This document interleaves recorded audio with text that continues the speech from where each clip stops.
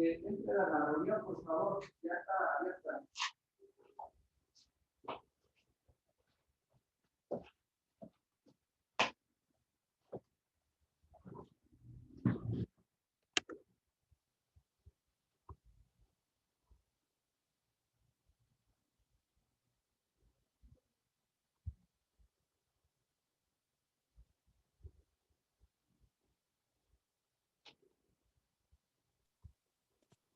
¿Listo, Jos?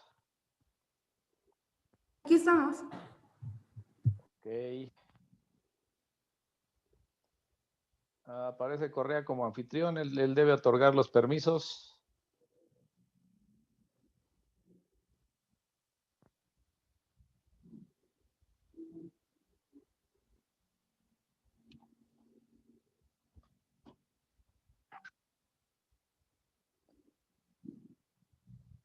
Correa.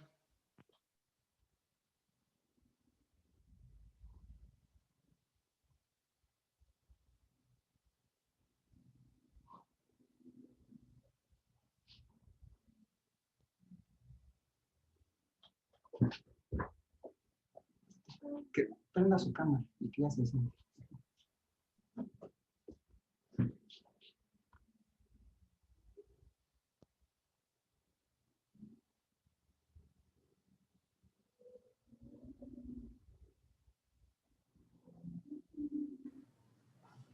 ¿Ya?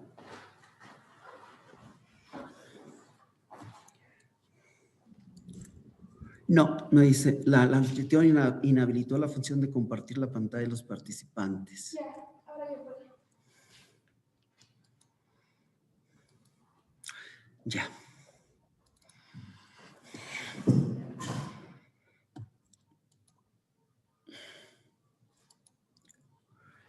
Bien, si me escuchan, finalmente, se pudo cargar la presentación.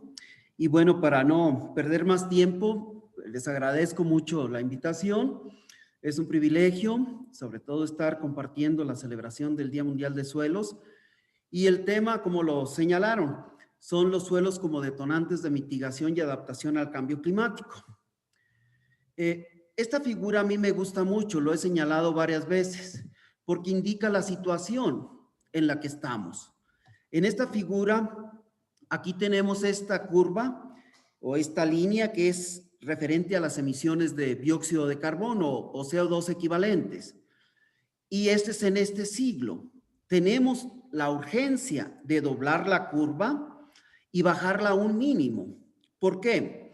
Porque entre mayor sea la concentración de gases de efecto de invernadero en la atmósfera, mayor va a ser el incremento de la temperatura. En los últimos, de los últimos 30 años, prácticamente se duplicó la cantidad de emisiones de gases de efecto invernadero a la atmósfera. Entonces, eso es preocupante, sigue la tendencia aumentando. Entre más se acumulen, el efecto va a perdurar por siglos y será mayor el calentamiento global. Aquí lo puse. Las emisiones antropogénicas de CO2 se han aumentado en un 50% desde 1990 y en el Acuerdo de París se establece como propósito llegar a un máximo de un 1.5 grados centígrados de incremento en la temperatura media global. Pero si no hacemos nada, lo que se llama business as usual, al 2100 podríamos tener un incremento de 4.5 grados centígrados. Eso sí representa un riesgo enorme para todos los ecosistemas, para los sistemas productivos, sobre todo todos los biológicos, y en fin, para la producción de alimentos, de forraje, desarrollo de los bosques, de las selvas, de los matorrales, de todo.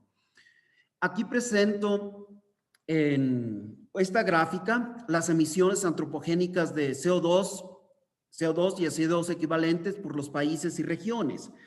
El total de emisiones en el 2018 fue de 36.573 millones de toneladas de CO2, en donde China emitió el 28%, Estados Unidos la mitad, y bueno, México y Brasil, que son acá los países que se señala por América Latina, emitieron 1%.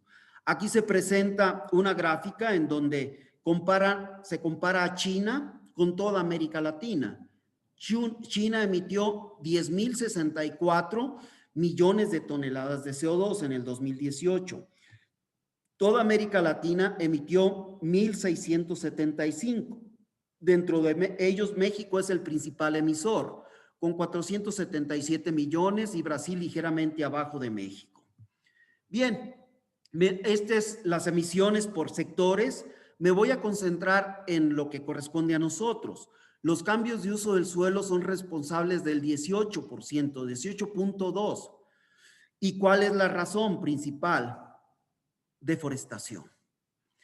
La agricultura, 13.5%. Los suelos agrícolas, el 6%. Ganado y estiércol, 5.1%. Cultivo de arroz, 1.5%. Y lo preocupante es que los suelos agrícolas emiten óxido nitroso. El óxido nitroso tiene la capacidad de forzamiento radiactivo de 310 moléculas de CO2. Y también emiten metano, el metano tiene 21, en fin, es un problema severo. Entonces, aquí muestro sobre todo la tendencia de 1860 al 2000, creo que, bueno, a ver, déjame ver si me permite, es como al 2010. En esta situación se muestra que al principio los cambios de uso del suelo eran las regiones templadas y ahora las emisiones o las principales emisiones están asociadas a la región tropical. Entonces nosotros estamos precisamente en esa zona y esto gris son emisiones asociadas a los combustibles fósiles. El suelo contribuye con el 37% de emisiones de gases de efecto invernadero del total de la agricultura. Lo había mencionado anteriormente. No me quiero detener en el diagrama, cómo son los procesos por tiempo. Y el maestro, el doctor Juan Estrada, le digo maestro porque fue mi maestro, ya nos explicó con mucho detalle las funciones del suelo. Yo me quiero centrar en regulación del clima. El suelo, bajo condiciones actuales, es un emisor neto y muy importante, como lo señalé anteriormente. Pero el suelo puede fungir como un sumidero muy importante. Entonces, es donde está el objetivo central de esta presentación, el papel del suelo para regular el clima, de pasar de emisor a pasar a un sumidero donde se almacene carbono. Entonces, los reservorios de carbono, el suelo como tal, aquí lo presento en este diagrama, tiene mayor cantidad de carbono que más del doble, prácticamente más que 3 veces que la atmósfera y más que la atmósfera y la biosfera juntos. Entonces, está ahorita fungiendo como emisor y lo que debemos de buscar, sobre todo con los especialistas en suelos y no solamente los especialistas del suelo, todos los que nos dedicamos a las ciencias agronómicas y de ganadería y forestería. Entonces, yo aquí voy a hablar del suelo. El comparativo es qué pasa en los sistemas nativos cuando estos se alteran y se establecen terrenos de cultivo. Aquí tengo una selva, un pastizal y las pérdidas totales de carbono orgánico del suelo con el cambio del suelo una vez que se alcanza un nuevo equilibrio pueden ser hasta del 30 al 50%. Ese es un problema. Y nada más en la primera capa. Las pérdidas de la materia orgánica o del carbono orgánico del suelo se da por diferentes procesos. La erosión, labranza intensiva, remoción de residuos, baja productividad. Bien, pues entonces, si entendemos los procesos por los cuales el suelo es un emisor neto de gases de efecto invernadero, ahí es donde podemos intervenir. Una vez conocido la causa, podemos diseñar las estrategias, las prácticas. para mejorar la capacidad, sobre todo de secuestro de carbono y de reducción de emisiones de gases de efecto invernadero. Y todo esto está asociado con el manejo. Entonces, aquí presento algunos ejemplos que, claro, sí se pueden detallar, pero son como ejemplos de cómo se puede trabajar precisamente. Lo primero que tenemos que hacer es identificar por qué causa el suelo está siendo un emisor neto y buscar cómo frenar ese proceso y revertirlo. Y bueno, solamente hay que recalcar, ya se mencionó, el carbono orgánico del suelo es un compuesto esencial, sobre todo que define en buena medida la calidad del suelo. Cuando hablamos de calidad, es de su capacidad productiva. El carbono orgánico del suelo mejora las propiedades químicas, las propiedades físicas y no se diga las biológicas. Entonces, si potenciamos la captura de carbono por los suelos, mejoramos la capacidad productiva de los mismos. Ya se mencionó en las intervenciones anteriores la condición de los suelos, que están en determinados grados de pérdida o disminución de su capacidad productiva. Están afectados por la degradación. Bien, aquí presento la rehabilitación de tierras degradadas. Las tierras degradadas definitivamente han perdido su capacidad productiva, prácticamente no tienen cubierta vegetal y en la mesa redonda que tuvieron los egresados se habló de esto, sobre todo de la bioingeniería. Es ayudar al sistema, sobre todo utilizando las plantas, no con grandes obras que pueden ser muy costosas, sin utilizar las plantas, las mismas plantas, para revertir el proceso de degradación, formando muros vivos. Por ejemplo, en estas áreas el efecto que se ve es de la erosión. Bueno, entonces, ¿cómo frenamos la erosión? Y es por escorrentía. Pues hay que frenar la escorrentía. Y si ponemos muros vivos, se frena la escorrentía, se almacena más humedad y vamos incrementando la capacidad productiva y dándole ahora sí un plus para que después el uso del suelo se puedan ser más diversificados y se obtengan mayores beneficios. Bien, aquí pongo varios ejemplos. México es un país que el 65% de su superficie son tierras secas y somos centro de origen de una infinidad de plantas de cactáceas. Somos uno de los países megadiversos y somos, creo, el número 1 en cactáceas y número 1 también en reptiles. Sí, pues esos organismos están adaptados a las condiciones secas. Prácticamente contando casi el 20% de la superficie son zonas áridas e hiperáridas y un 34% de zonas semiáridas, pues ya es un 54%. Entonces, el diseño de las prácticas no es por catálogo, es por las condiciones específicas. Si llueve poco, hay que procurar que el agua no se vaya. Primero, frenar la escorrentía y propiciar también la retención del agua para que nuestras barreras vivas funcionen. ¿Ok? Aquí presento varios. Estas son en las regiones de climas áridos y tenemos opciones. La situación es que se debe buscar como política pública pues la restauración de nuestros ecosistemas y es manejando en buena medida el suelo, o sea, buscando que se incremente su capacidad productiva. Sigo mostrando algunas prácticas para rehabilitación de tierras degradadas y el potencial es amplio, muy amplio en cuanto a que esas áreas que ahora prácticamente son improductivas, no emiten casi dióxido de carbono porque no hay procesos biológicos intensos, pero buscando revertir la condición y mejorarla, esas áreas fungen como sumideros de carbono. También, bueno, la doctora ya nos habló de los micorrizas arbusculares, buscar variedades y especies con raíces más profundas y de mayor masa radicular. Hay que buscar la incorporación de residuos al suelo que pasen a ser materia orgánica y materia orgánica en fracción estable, como el humus.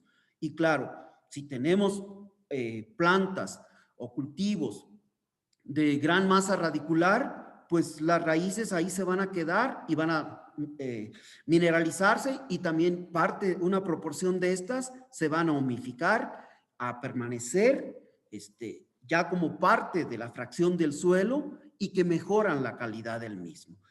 Aquí presento unos datos. Se potencia la captura por año hasta de 1,000 millones de toneladas de CO2 por año si se implementa esta práctica, ahora sí, de manera generalizada en el planeta. Rotación de cultivos.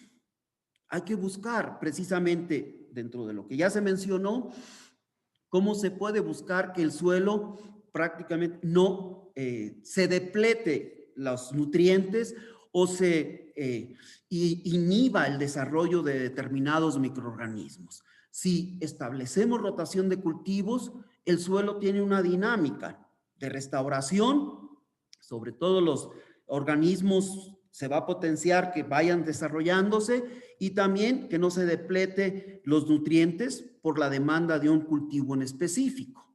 Entonces, eso también ayuda a que el suelo deje de ser emisor y se propicie que sea un sumidero, un almacén. La retención de residuos. No sé, yo quisiera, bueno, no le he preguntado al maestro Juan, de acuerdo a su plática, ¿a alguien se le ocurrió establecer como prácticas de manejo de los sistemas agrícolas del país la quema de residuos? Porque lo explicó el maestro Juan. Decía, ¿por qué los vamos a incorporar si al incorporarlos es alimento para los microorganismos del suelo, y no solamente para los microorganismos, para la biota del suelo? Y van a demandar nitrógeno y van a demandar agua, sobre todo si los residuos son con una relación carbono-nitrógeno alta, o sea que tienen poco nitrógeno. Y se recomendó quemarlos. Bueno, hay que buscar la estrategia de dejarlos en la superficie, o estos mismos residuos, ahorita lo vamos a ver, volverlos composta, ¿ok? Entonces, buscar la cobertura para proteger al suelo de que no se pierda, con cultivos de cobertura y en franjas, y con muchas otras alternativas, ya que se pueden aplicar también no solamente a los terrenos degradados, se pueden aplicar a los terrenos en riesgo de degradación. Si la escorrentía es un riesgo, pues hay que buscar frenarla. Se puede buscar de múltiples maneras. Aquí están los cultivos de cobertura y en franjas. Se puede buscar poniendo barreras vivas, y todo eso ayuda a que no se pierda el suelo. Y si buscamos que se le incorpore residuos de una u otra manera, que como lo vamos a mencionar más adelante, el suelo se vuelve un almacén, un sumidero donde el balance de cuánto se emite y cuánto se fija es favorable a la fijación. Bien, manejo eficiente de fertilizantes. Entre más biomasa se produzca, pero cuando hablamos de eficiente es lo que se requiere, no en exceso, porque tiene condiciones luego negativas. Entonces, un manejo eficiente de fertilizantes, todo eso potencia también la generación de residuos que se pueden usar, la salud del suelo, y que el suelo, en lugar de ser emisor, se vuelva un receptor de carbono. La labranza de conservación. El maestro Juan me puso un punto de vista de él. Hay trabajos, sobre todo. Es difícil iniciar con la labranza de conservación en muchas áreas, precisamente porque el carbono orgánico del suelo que tenían esas áreas, ya ha disminuido de tal manera que el suelo es una masa coherente y muy dura.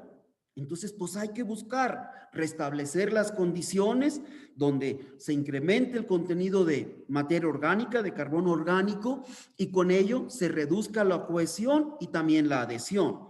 Y entonces sí, se puede trabajar con eficiencia lo que es la labranza de conservación. Eso en las áreas complicadas, sobre todo las de vertisoles. Entonces, pero en las otras áreas hay múltiples áreas, sobre todo donde hay suelos que no están con un nivel de degradación alto, que definitivamente la labranza de conservación sí es una opción y en varias áreas se está aplicando. El manejo eficiente del agua de riego. Yo comentaba en una plática que tuve ayer en otro congreso, en donde de las 32 millones de hectáreas que el INEGI cataloga como terrenos agrícolas, solamente se siembran entre 21 y 22 millones cada año y normalmente se siniestra 1 millón de hectáreas. Y de eso, de riego, sobre todo porque depende de la disponibilidad de agua, vamos a tener entre 4.8 y 5.8 millones de hectáreas con riego. Eso representa aproximadamente cerca de un 25%. Entonces, un poquito más del 75% de los terrenos que se siembran en el país son de temporal y de temporal diverso, porque México tiene una gran variedad de climas. El potencial de captura es de 10 a 70 millones de toneladas de CO2 equivalente por año, solamente con implementar un manejo eficiente del agua de riego, porque se va a tener disponibilidad de poder cubrir mayor superficie con riego y mejor manejado. Los cambios de cultivos anuales a perennes. En México, sobre todo cuando hablamos precisamente de la superficie agrícola, en las áreas donde el déficit de humedad es menos limitativo, en las zonas subhúmedas o húmedas o húmedas, desafortunadamente o afortunadamente, no, desafortunadamente para la agricultura, son terrenos de relieve complejo y ahí se practica agricultura por necesidad, pero los terrenos se degradan y se degradan con una rapidez bastante importante y las personas van quedándose sin el medio donde realizar su actividad de producir sus alimentos. Entonces hay que buscar cómo frenar la escorrentía. El principal problema ahí es la escorrentía, que va a generar erosión. Entonces, con cultivos anuales en curvas de nivel, aquí no están a curvas de nivel, los que presento en la diapositiva, formando barreras vivas con cobertura total del suelo, funciona perfectamente para revertir ese proceso y mejorar la calidad del suelo y potenciar y aumentar considerablemente la captura de carbono en estas superficies. Otras alternativas es los sistemas agroforestales, sobre todo usando diferentes alternativas. Aquí en esta parte, acá está, es un sistema MIAF, donde se ponen barreras vivas de árboles frutales, acá está con agaves. Entonces hay que buscar que la naturaleza nos ayude o el mismo sistema de los organismos vivos como son las plantas para frenar la escorrentía, reducir al mínimo el proceso degradativo y aumentar la calidad de los terrenos. Y al aumentar la calidad es obvio que va implícito la captura de carbono. En muchas áreas se abandonan las tierras de cultivo, pues por el abandono, el profesor Kit Paustian, él estima que a nivel global el potencial de captura es de 10 a 50 millones de toneladas de CO2 equivalentes por año. Porque la naturaleza busca restablecer un equilibrio y en el nuevo equilibrio siempre va implicado en mejorar las condiciones donde se desarrollan las plantas. En este caso, van diferentes especies. Otra opción y que debe considerarse es planeación y el manejo de pastizales. Hay varias experiencias. Hay un grupo de pasticultores del desierto en Chihuahua que ellos están demostrando que si cuidan que el terreno no se les degrade, el potencial de producción de forraje es muy alto comparado a donde no se tienen implementadas buenas prácticas para evitar precisamente todas las situaciones o condiciones que potencian la degradación, la disminución de la capacidad productiva de esos potreros. Y el potencial es alto, de 300 a 1.600 millones de toneladas por hectárea de CO2 al año. Bueno, no me quiero colgar las medallitas. Todo esto yo lo estuve trabajando en los 2 años que estuve en la Universidad Estatal de Colorado, en donde mi mentor, o sea, el que me recibió fue el profesor Kit Paustian y su esposa Francesca. Ellos, sobre todo el profesor Kit Paustian, es el que trabaja estas opciones. Él trabaja, voy a mencionarlo posteriormente, el concepto de suelos climáticamente inteligentes, precisamente bajo todos estos aspectos. Usar el suelo como un componente del medio natural donde se fijen los gases de efecto invernadero y revertir que bajo las condiciones que ahorita se están usando son emisores netos. Bueno, cuando hablamos netos es no todos, pero a nivel global ya vimos la figura con lo que contribuyen. Entonces, una estrategia para evitar el problema que mencionó el maestro Juan de que si se entierran se incorporan los residuos al suelo, se va a consumir nitrógeno, se va a nutrientes en general, principalmente nitrógeno y agua. Una alternativa que yo siempre recomiendo es hacer el proceso de humificación fuera, a través del composteo de los residuos. Y hay experiencias muy interesantes. Simplemente es buscar el principio. El inóculo es el suelo, los residuos son los residuos de las plantas. Si son bajos en nitrógeno, buscar un suplemento de nitrógeno, como pueden ser estiércoles, y si no hay estiércoles, incluso con fertilizantes químicos. Y tener la mayor porcentaje del rendimiento de material humificado, que es un excelente mejorador del suelo y que ya está ahí el carbono almacenado y se puede incorporar al suelo, mejora las propiedades físicas, químicas y biológicas del suelo y aumenta el contenido de carbono y con ello se reducen emisiones. Los estiércoles como tal se pueden usar. Aquí tengo el ejemplo de la comarca lagunera. Lo que abunda en esa región, en esa zona, es estiércol. Es una cuenca lechera, creo que la más importante del país, y lo que le sorba es mierda de vacas. Y ponen desafortunadamente dosis muy altas. Y aquí estamos en la misma situación. Es alimento para los organismos del suelo. Y si le pones mucho alimento y muy nutritivo, van a estar muy activos y aumentan el consumo de agua. Entonces, yo comentaba con unos investigadores del INIFAP de La Laguna, una vez que estuve por allá, que sería muy interesante que hicieran precisamente esos estudios. ¿Cuál es la dosis adecuada de estiércol para reducir también, porque al usar más estiércol, se aumenta el consumo de agua? Y si algo es limitativo ahí en la región lagunera, es el agua. Uno de los aspectos, la esposa del profesor Kit Paustian, ella, la doctora Francesca, su línea de investigación es biochar. Biochar no es otra cosa más que carbón, pero carbón molido. Y hay diferentes formas de hacerlo. Hay toda una tecnología, pero también nuestra gente tiene la habilidad de hacer carbón.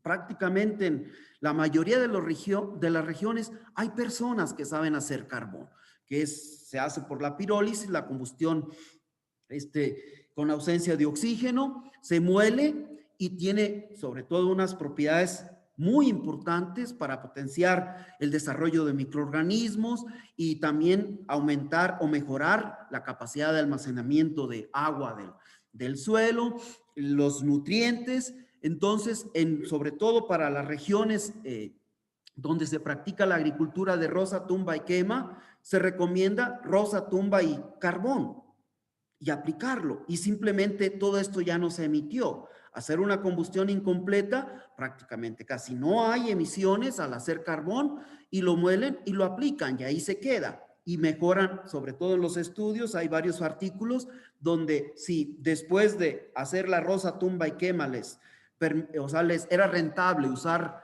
o sembrar en esas regiones por 3, 5 años, pues incrementa, pero considerablemente el lapso en que se puede seguir usando el terreno para producir sus alimentos o su forraje, lo que lo usen, ¿sí? Entonces es una excelente alternativa y vean el potencial de captura, de 1.000 a 1.800 millones de toneladas de CO2 equivalente al año.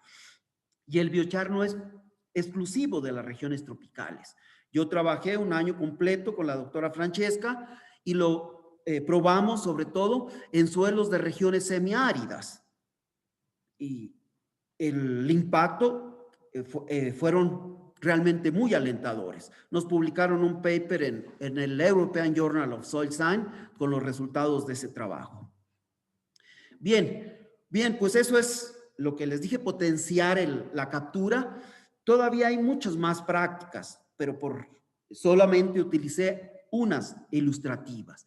Acá presento la estrategia de manejo del suelo para potenciar la reducción de emisiones de gases de efecto invernadero. Y una de ellas es, sobre todo en los humedales y el cultivo del arroz, es uno de los principales fuentes de metano.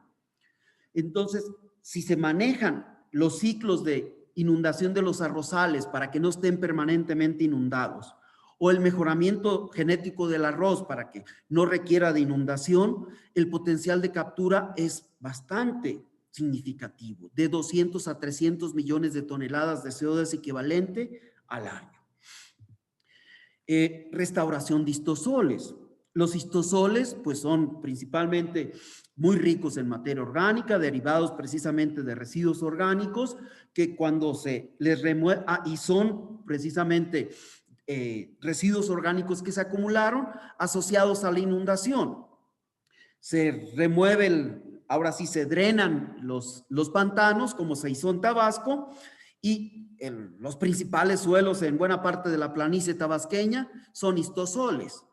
Entonces, pues si hay la manera, también dicen ellos, Paustian, que si se restauran y la forma de restaurarlos es inundándolos. Bueno, eso es más complejo porque la gente ya está usándolos, pero donde haya posibilidades, el potencial es amplio porque se limita la mineralización de esta materia orgánica y con ello se reduce las emisiones. Aparte, si se mineralizan, se están reduciendo su volumen, aumenta el hundimiento y bueno, ahí andan los tabasqueños que tienen el agua hasta arriba del pescuezo, ¿no?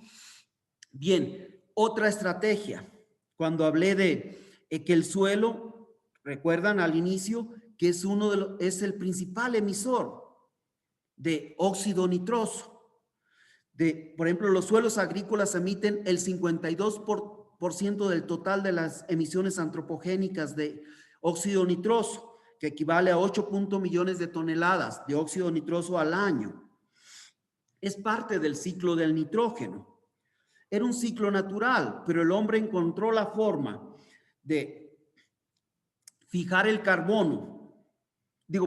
nitrógeno, y con amoníaco, transformarlo a amoníaco anhidro y hacer de ahí prácticamente los fertilizantes químicos nitrogenados. Y claro, porque era un elemento limitativo, se usan mucho los fertilizantes y es obvio que dentro del ciclo del nitrógeno está, cuando se da la reducción de los nitratos, la formación de óxido nitroso y vaya, tiene 310 veces más el potencial de gases de efecto invernadero, el óxido nitroso, que el CO2. Entonces, ¿dónde podemos incidir? Buscar, ahora sí, estrategias de desarrollar inhibidores bioquímicos de la nitrificación y el manejo de los suelos que minimicen el exceso de nitrógeno para reducir también las emisiones. Y es prácticamente también, todo eso está en la cancha de los que nos dedicamos a estudiar el recurso suelo. Bien, con esto voy a hacer un resumen del potencial mundial de mitigación de gases de efecto invernadero por prácticas agrícolas agregadas.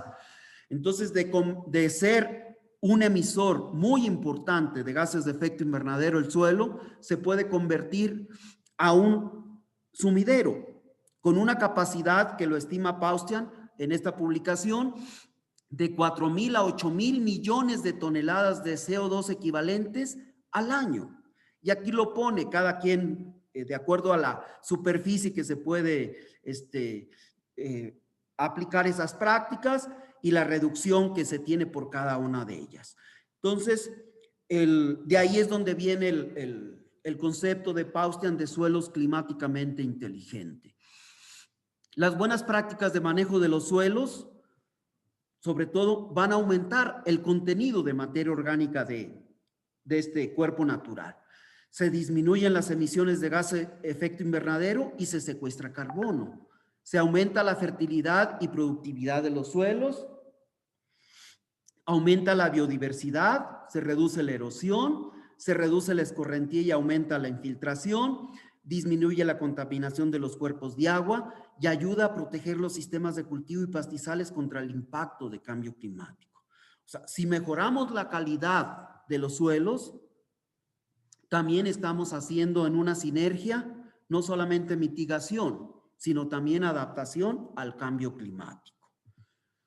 Bien, muchachos, se está agotando la batería. Bien, una disculpa, me hizo bullying mi computadora, me vine acá con los muchachos y se me perdieron, no es mi computadora, a ver si vienen y me conectan el... Okay. Bien, la situación de los recursos edáficos ya lo mencionaron en quienes me antecedieron. En un trabajo que hicimos nosotros para la CONAFOR, la evaluación de la degradación, de la línea base de degradación de tierras, tenemos que encontramos sin degradación aparente o significativa el 37% de los suelos, pero el resto, el 63%, tiene diferentes grados de degradación. Y la degradación es la disminución de la capacidad productiva de los mismos. Bien, nosotros hicimos un estudio, de acuerdo, siguiendo el propósito de la reunión de París, en donde propone que se establezca como propósito limitar el calentamiento global a 1.5 grados centígrados de la temperatura media global de todo el planeta. Nosotros lo aplicamos y encontramos que para una trayectoria de representación de concentración de 8.5, que es business as usual, el incremento de 1.5 se estaría dando en el 2041, 21 años de aquí. Si siguiéramos una trayectoria que se limita la concentración, las emisiones, perdón, se daría al 2059. Pero ¿qué pasa en nuestro país? El 70% de la superficie del planeta son cuerpos de agua. Y los cuerpos de aguas tienen la capacidad de amortiguar los cambios de temperatura, pero las tierras emergidas y entre menos cobertura vegetal tengan, cuando está la radiación se calientan mucho y también se enfrían cuando se pierde, sobre todo no hay incidencia de la radiación. Pues el incremento de temperatura en nuestro país, sobre todo en la zona más continental del país, que es la zona norte, sería entre 3 y 3.5 para un incremento de 1.5 grados en la temperatura media global. Y se limitaría, se reduciría la precipitación. Entonces, pues eso no es nada halagüeño. Aquí tenemos, sobre todo lo hicimos para los suelos, determinamos el régimen de humedad y el régimen de temperatura. Lo sumarizo aquí en estrés hídrico, severo, 31% en condiciones actuales.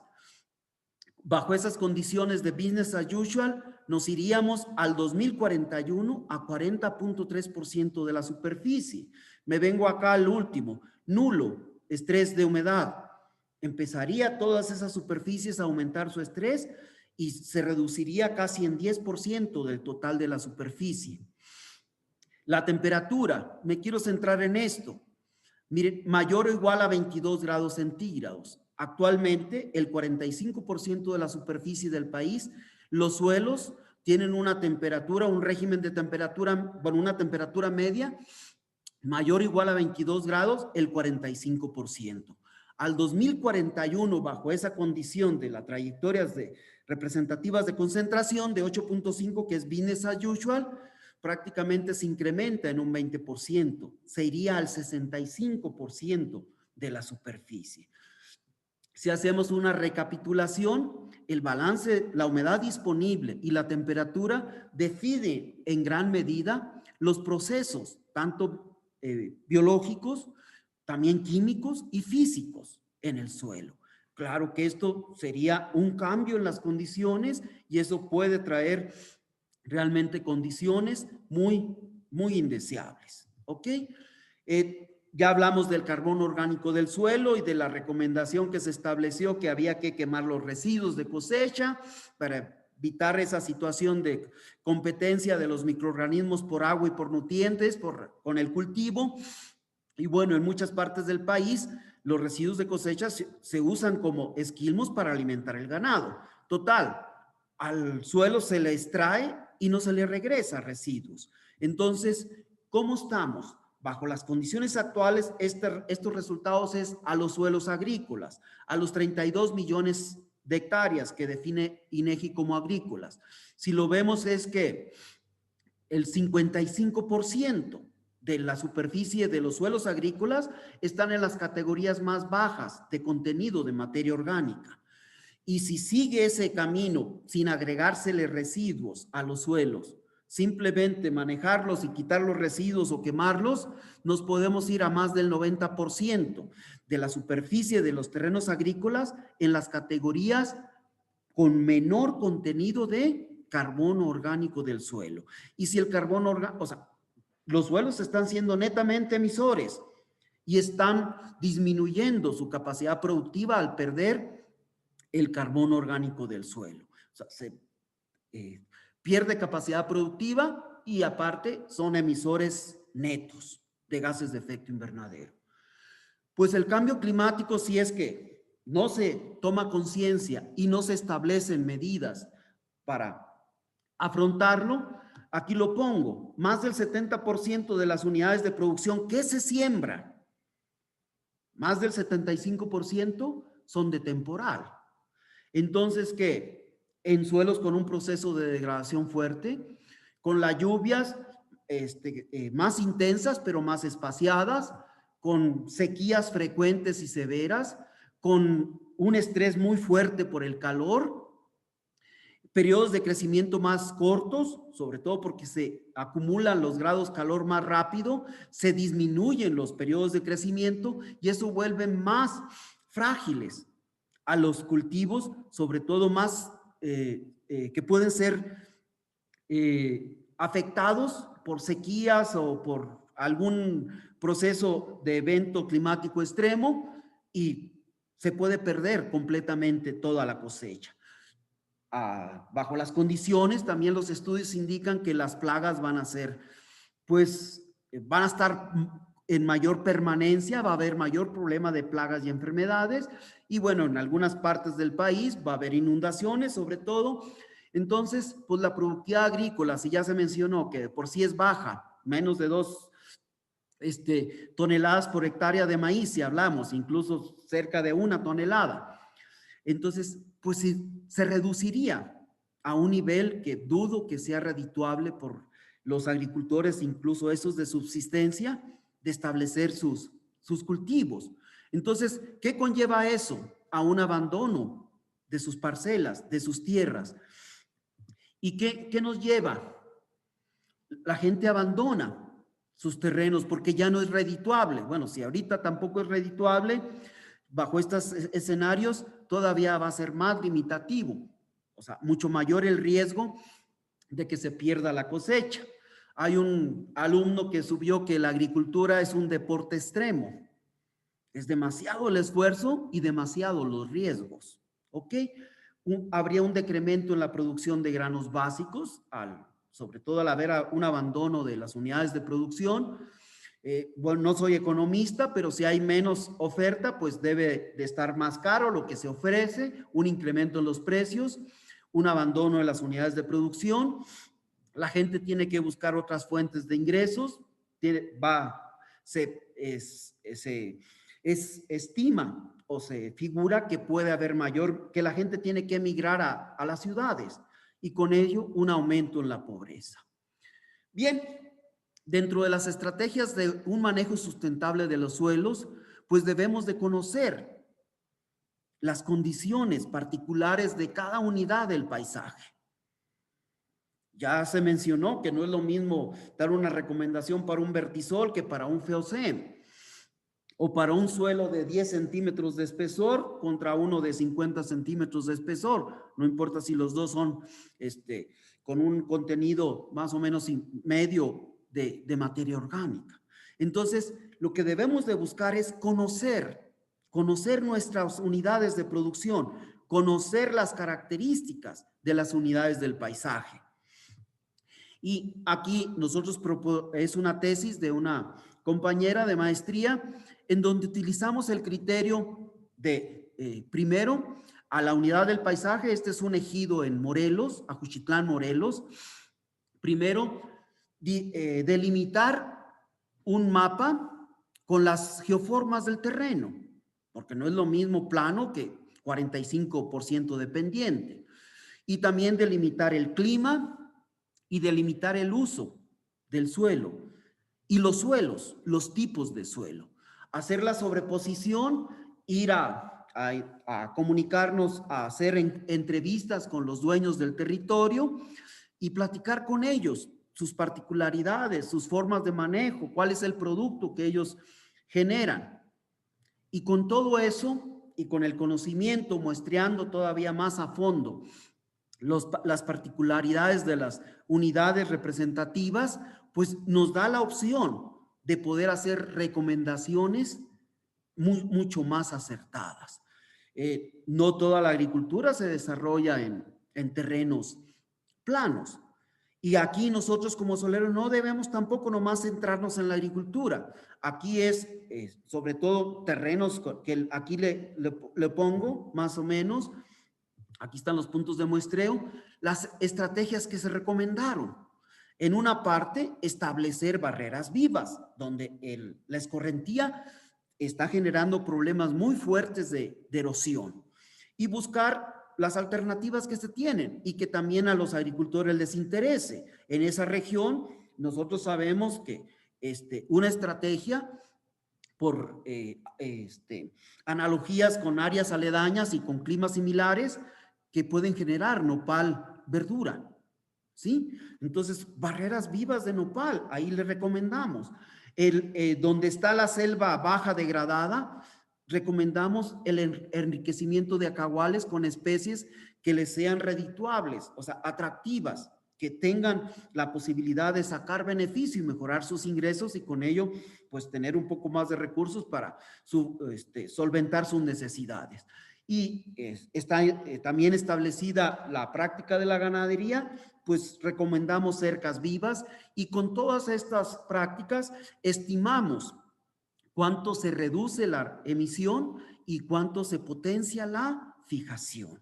Los resultados fueron muy interesantes, incluso para buscar apoyos de organismos internacionales para vender certificados de reducción de emisiones. El profesor Kit Paustian lo tiene establecido en Estados Unidos. Él, antes de que estuviera Trump, desarrolló una metodología y la implementaron en la época de Obama. Le llamó Carbon Benefit Projects. Ellos conocen a plenitud los atributos de todas las unidades del paisaje y su uso. Entonces, los agricultores o dueños de territorio que podían ser para pastizales o incluso de bosque, si implementaban buenas prácticas de manejo que mejoraran la captura de carbono, obtenían beneficios, apoyos del Estado. Y eso también sería muy interesante que se pudieran reorientar los apoyos precisamente a donde se mejoran las condiciones del medio natural.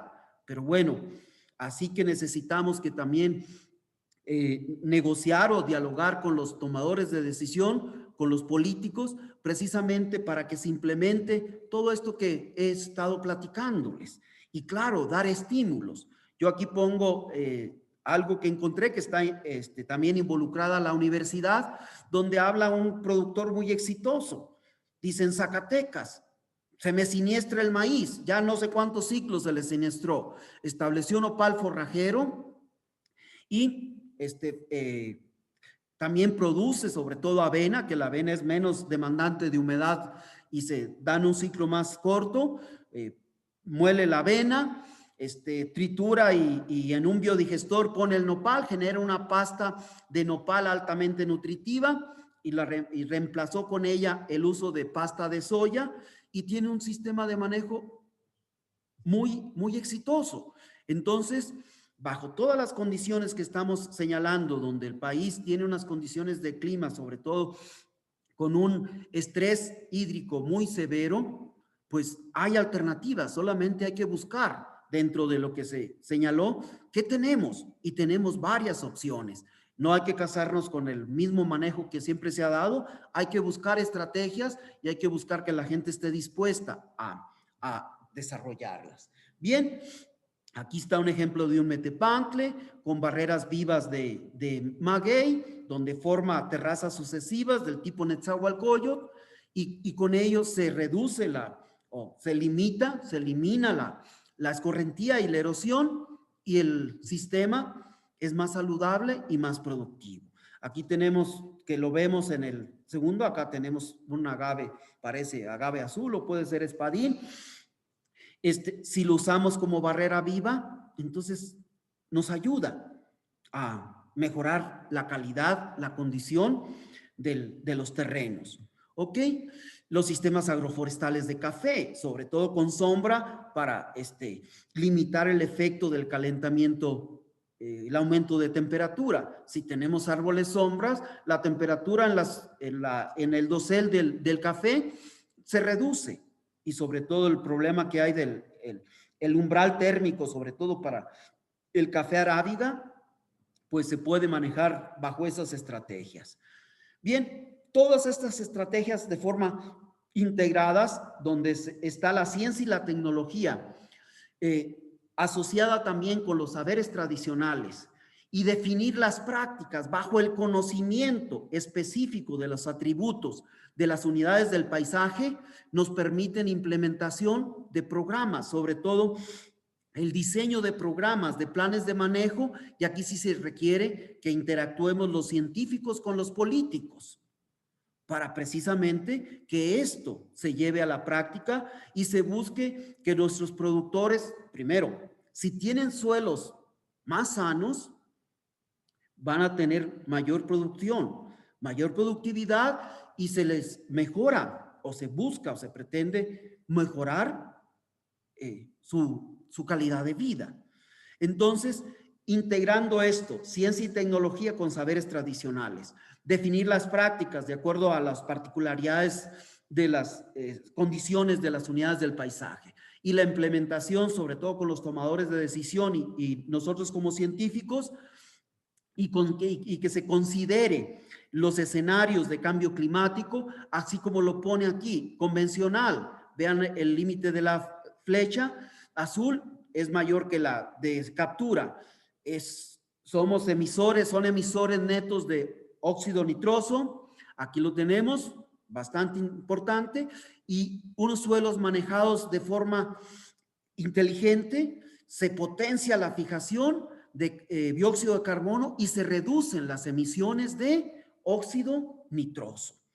Bien, pues eso es una visión de manera global, pero creo yo que nos ayuda a explicar la importancia que tiene que nosotros contribuyamos a diseñar estrategias de manejo sustentable de los suelos a través de buenas prácticas de manejo y que los usemos, si buscamos el mejorar la capacidad productiva de los mismos, los suelos son unos detonantes en la mitigación y adaptación al cambio climático. Pues esa es mi presentación. Les agradezco mucho la invitación y sobre todo la atención. Gracias. Excelente presentación, como siempre, doctor. Lástima que hayamos tenido tantos problemas técnicos, pero bueno, su audiencia fue bastante buena. Hay varias preguntas que han mandado por Facebook. Me parece que lo ideal sería que se las lea todas, son 3 o 4, porque a lo mejor tengan relación y sea más fácil contestar en bloque que una por una. Adelante.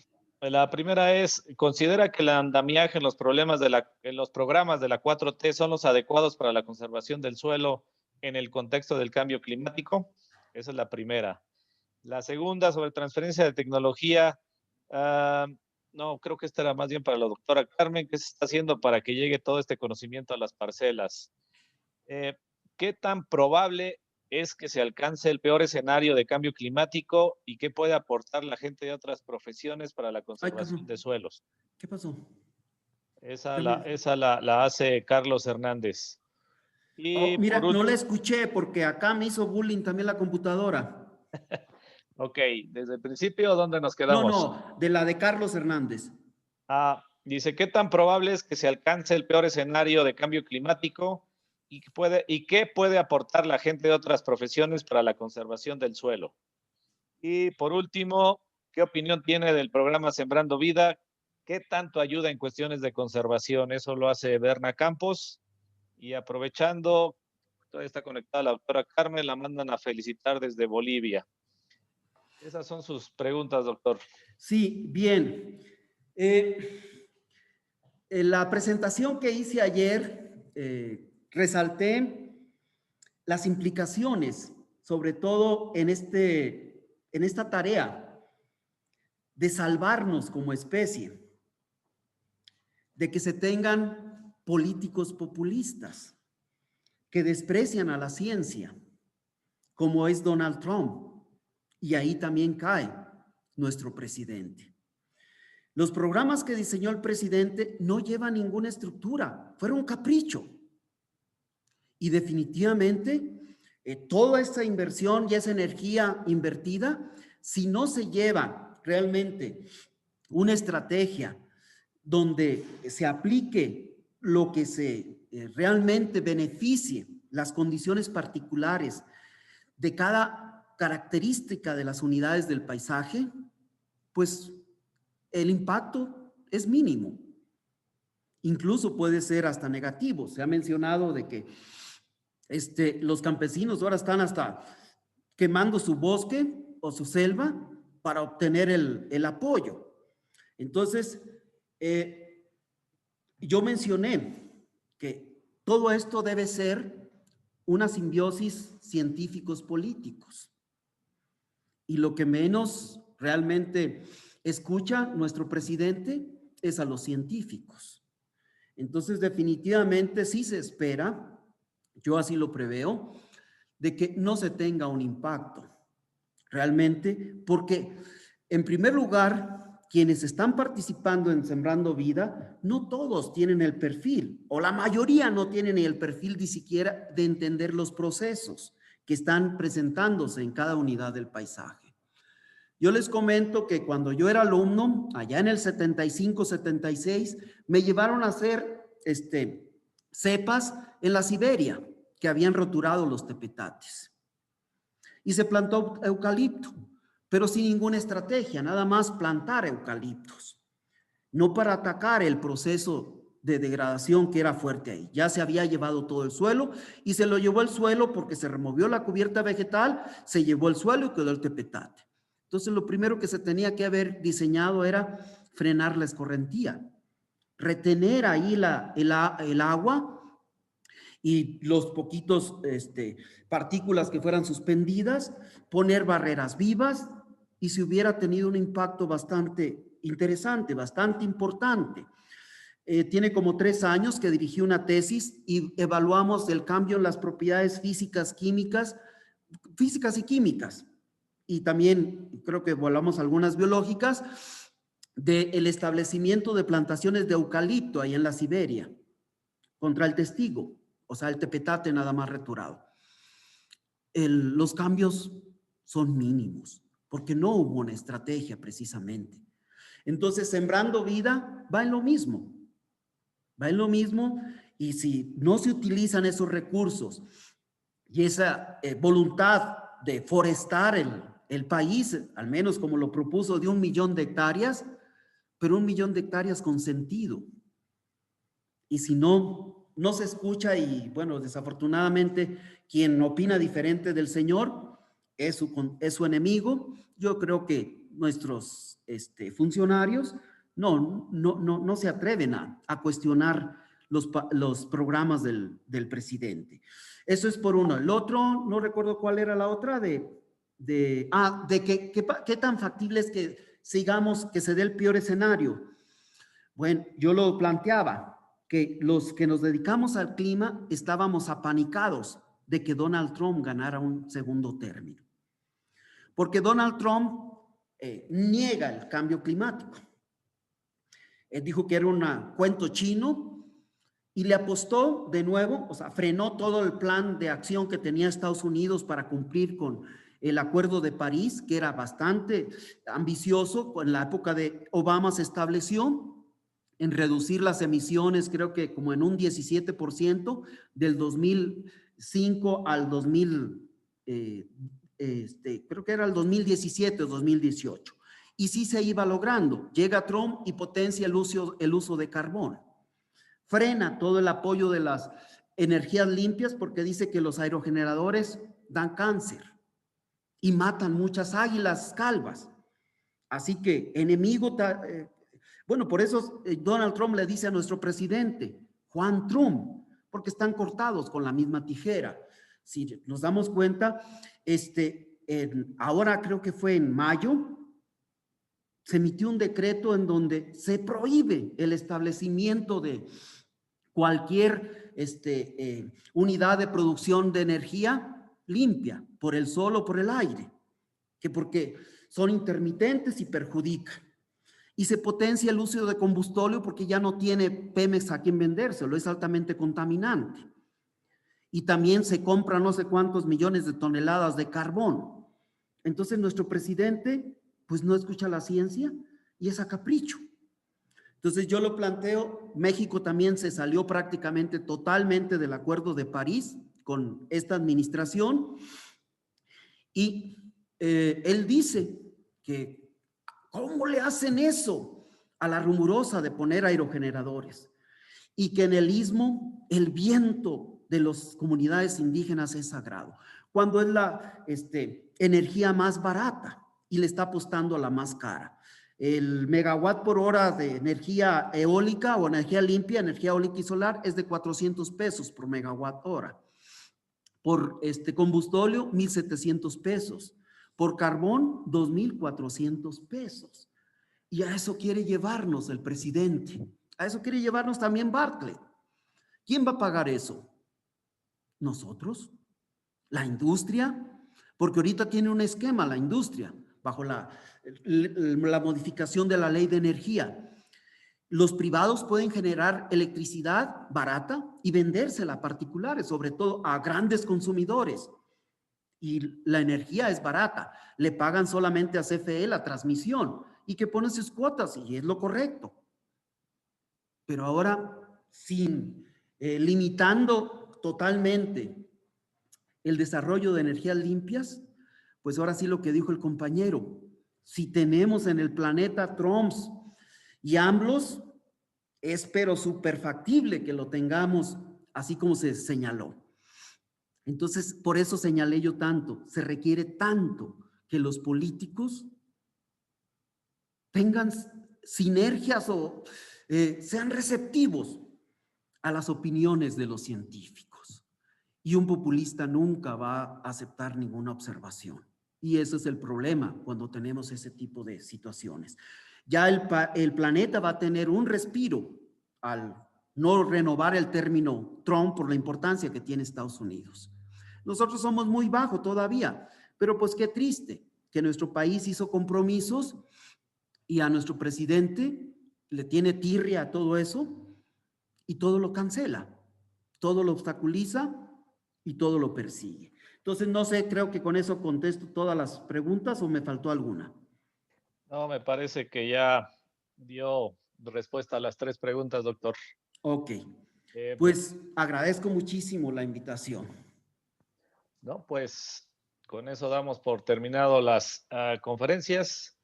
Ya solo le tocaría al ingeniero Jesús Correa como vicepresidente del CONAPREN darle clausura a este evento. Adelante, ingeniero Correa.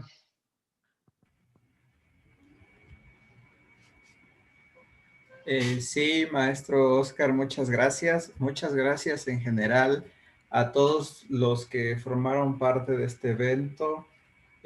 Agradecemos mucho su presencia. Dadas las condiciones de la nueva normalidad, nuestro evento anual tuvo que ser así. Estamos mejorando en esta situación y esperamos seguir teniendo sinergia en conjunto con la Universidad Autónoma Chapingo para llevar hasta ustedes, nuestros seguidores, nuestro público, nuestros asociados, este tipo de temas que son muy importantes para el desarrollo sustentable de México y nuestro continuo crecimiento. Les mandamos un abrazo muy afectuoso. Esperamos que en este año, que ha sido un año bastante atípico y bastante complicado, se encuentren todos bien, ustedes y sus seres queridos. Y bueno, esperamos que el próximo año, a manera de cierre, esté lleno de salud, fundamentalmente para ustedes y para sus familiares. Les mandamos un abrazo, agradecemos mucho su participación y bueno, siendo las 3:30 de la tarde, doy por clausurado este evento en conmemoración del Día Mundial del Suelo. Otra vez, dándole las gracias a todos nuestros ponentes, extraordinarias conferencias, y bueno, esperamos seguir en contacto con ustedes. Muchas gracias a todos. Gracias, doctor Estrada. Gracias, doctora Carmen. Hasta luego.